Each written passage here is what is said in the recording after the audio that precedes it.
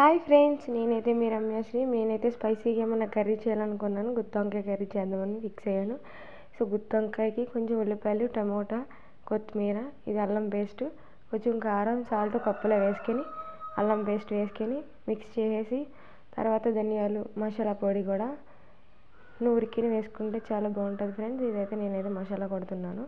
So masala అయిపోయిన తర్వాత వంకాయలు అయితే మనం గిన్నెలోకి తీసుకొని ఆ రెండు మిక్స్ చేసాక వంకాయలకి అయితే అద్దితే ఇందులో ఇది వేరుశనగ పేస్ట్ కూడా వేస్తే, పప్పు పేస్ట్ వేస్తే చాలా టేస్టీగా ఉంటాయి ఫ్రెండ్స్.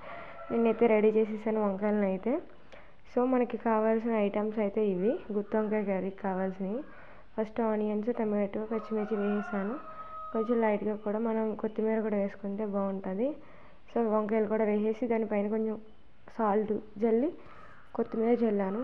కరివేపాకు కూడా వేసుకుంటే చాలా టేస్టీగా ఉంటుంది ఫ్రెండ్స్. సో ఇవైతే వేగుతున్నాయి, చాలాసేపు మగ్గనివ్వాలి ఫ్రెండ్స్. ఫస్ట్ కొంచెం సేపు స్టవ్ మీద ఉంచి మగ్గనిస్తే బాగుంటుంది.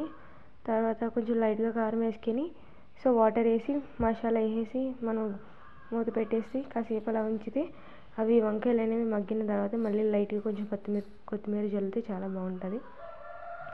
సో కర్రీ అయితే రెడీ అవుతుంది ఫ్రెండ్స్. ఫస్ట్ అయితే మన ఛానల్ లైక్ చేయండి, సబ్స్క్రైబ్ చేయండి, కామెంట్